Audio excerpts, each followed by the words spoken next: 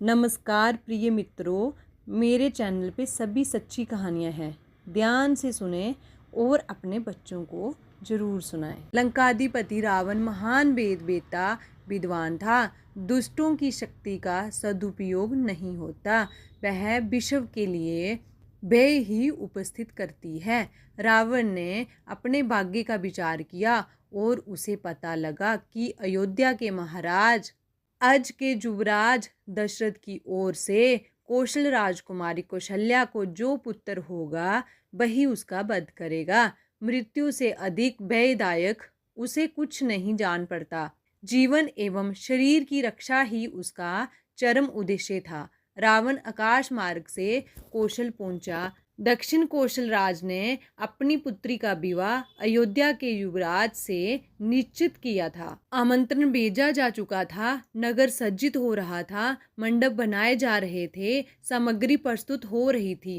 अकस्मात एक दिन राज सदन से राजकुमारी अदृश्य हो गई। बड़ा हाहाकार हुआ। अयोध्या समाचार भेज दिया गया। उधर अयोध्या से महाराज अज प्रस्थान कर चुके थे।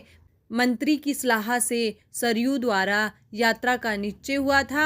सुसज्जित नौकाओं के दल प्रस्थित हुए। सहसा मार्ग में आंधी आई। भयंकर तूफान ने बहुत सी नौकाओं को डुबा दिया। तूफान शांत होने पर महाराज ने देखा कि मंत्री पुत्र सुमंत के साथ युवराज जिस नौका में थे उसका पता नहीं है। बहुत खोजबीन करने पर भी युवराज का पता न लगा। कुछ प्रवीण लोगों को अन्वेषण के लिए छोड़कर महाराज लौट गए। रावण ने कौशल्या जी का हरण किया और उन्हें एक लकड़ी की पेटी में बंद करके दक्षिण सागर में अपने एक परिचित महामत्स्य को दे आया कि वह उसे रक्षित रखे। महामत्स्य पेटी को मुख में रखे रहता था। अकस्मात दूसरे महामत्स्य ने उस पर आक्रमण किया। युद्ध में लगने से पूर्व मत्स्य ने पेटी गंगा सागर के किनारे भूमि पर छोड़ दी। भीतर से कौशल्या जी ने पेटी खोली, क्योंकि पर्याप्त समय तक पेटी को वे स्थिर अनुभव कर रही थी। पेटी खोलकर उन्होंने अपने आप को स्थल पर पाया। स्थान का परिचय जानने के लिए निकलकर इधर उधर देखने लगी। रावण ने ही चक्रवात उत्पन्न करके महाराज अज की नौकाओं को डुबा दिया था। दशरथ जी जब सरयू के तल में डूबकर ऊपर आए तो प्रवाह वेग से वे दूर निकल गए थे। वहां वे अकेले थे। अकस्मात नौकाओं का टूटा एक लकड़ी के टुकड़े पे दृष्टि पड़ी। मंत्री पुत्र सुमंत उस पर बैठे थे। दशरथ जी भी तैरकर उसी पर बैठ गए। वर्षा का प्रारंभ हुआ था। सरयू में पानी तेज था। मध्य धारा में लकड़ी पर बैठे दोनों बहे जा रहे थे। सरयू से बहते हुए वे गंगा में पहुंचे और गंगा से समुद्र तट के समीप जाकर तब कहीं वह लकड़ी किनारे लगी और दोनों किनारे पर उतरे।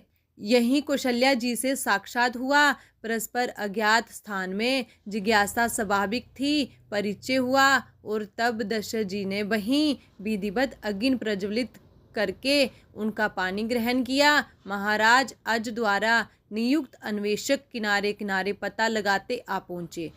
उनके साथ दशरथ जी भी अयोध्या गए। कौशल्या जी धार्मिक थी। वह बराबर भगवान की पूजा करती, अनेक व्रत रखती, नित्य ब्राह्मणों को दान देती। सभी साधु संत जो अयोध्या में आते उनके द्वारा सम्मान तथा आतिथ्य पाते थे। महाराज दशरथ ने अनेक विवाह किए।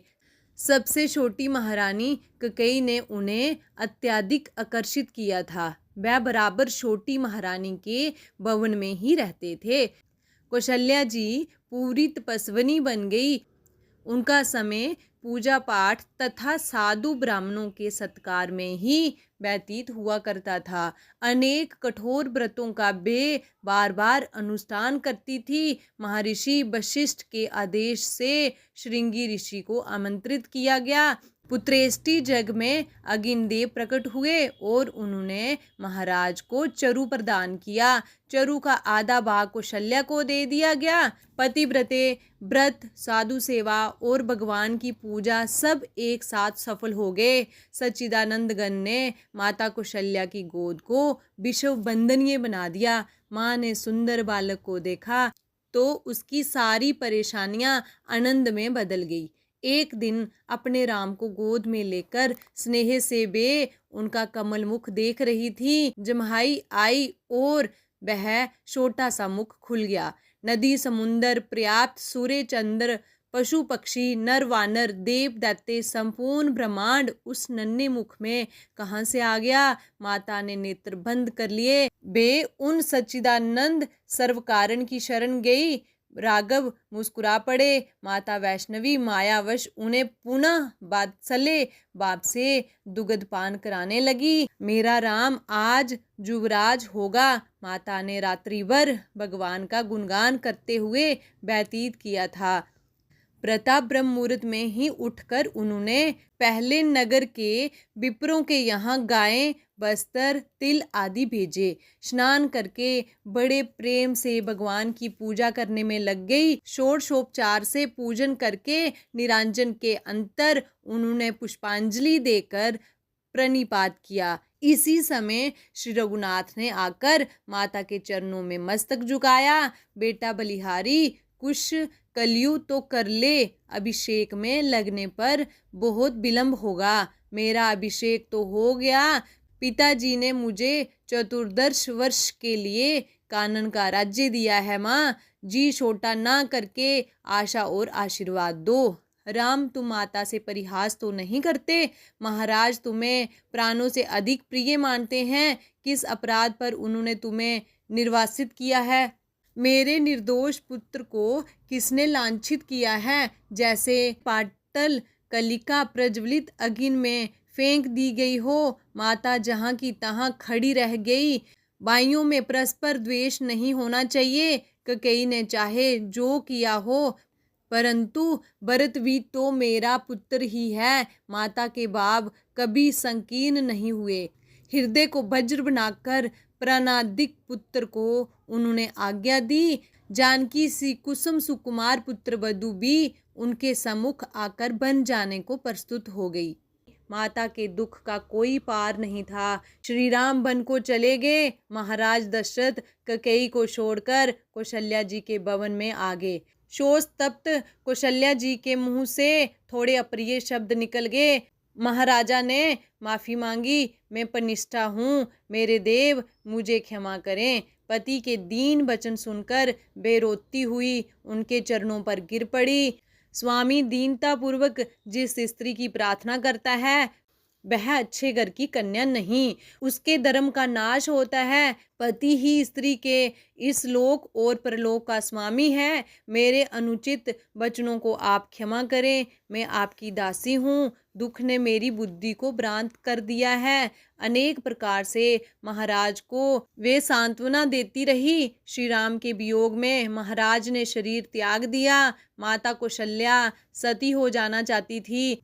भरत के अकृत्रिम स्नेह को उन्होंने देखा। भरत के लिए एकमात्र वही आश्रय रह गई थी। कैकेयी के भवन की ओर भूलकर भी भरत नहीं देखते थे। ऐसे पुत्र के अनुरोध को वे टाल ना सकी। पति के साथ चित्तारोहण का विचार उन्हें छोड़ना पड़ा। श्री भरत लाल के मन में श्री राम के प्रति जो अपार प्रेम था उसे माता ने भली प्रकार समझ लिया था। लक्ष्मण को लेकर श्री राम वन में चले गए हैं। अब मैं तुम्हारा ही मुख देखकर जीवित हूँ। बेटा तुम्हें ये क्या हो गया? श्रृंगवेरपुर में कुछ साथी देखकर भरत जी के मूर्छित होने पर बड़ी व्याकुलता से उनके मस्तक को गोद में रखकर माता ने कहा था, भरत पर उनका श्री राम की भांति ही वात्सल्य था। कैकेयी के प्रति भी उन्होंने कभी दुर्भाव प्रकट नहीं किया। भरत जब भी कैकेयी की बत्सरना करने लगते तो माता देव को कारण बताकर उनको निवारित कर देती। चित्रकूट में जनक राज महिषी सुनैना जी ने जब कैकेयी को उनके सामने ही भला बुरा कहना प्रारंभ किया तो माता ने बड़ी गंभीरता से कहा, आप जो परम ज्ञानी महाराज विदेह की पत्नी हैं, आप जानती हैं कि कोई किसी को सुख दुख नहीं देता। देव की प्रेरणा से ही संसार के सब कार्य होते हैं। प्राणी तो विवश होकर निमित्त गणता है, उसे दोष देना उचित नहीं है। जैसे दुख बिना चाहे प्रारब्धवश आता है, वैसे ही सुख भी बिना चेष्टा किए प्राप्त होता है। जो दुख देता है वही सुख का भी विधान करता है। 14 वर्ष एक एक पल को युग की भांति काटते हुए किसी प्रकार बीत गए। सीता अनुज सहित प्रभु आपत का समाचार मिला और वे आ भी गए। माता की समझ में यही नहीं आता था। वे बार बार श्री राम के कमल कोमल अंगों पर हाथ फिराती और देखती कि कहीं आघात का चिन्ह तो नहीं है। उनके लिए तो श्री राम सदा कोमल शिशु रहे हैं और रहेंगे। प्रिय मित्रों, कहानी को शेयर करना, लाइक करना, अगर आप चैनल पर नए हैं तो सब्सक्राइब करना।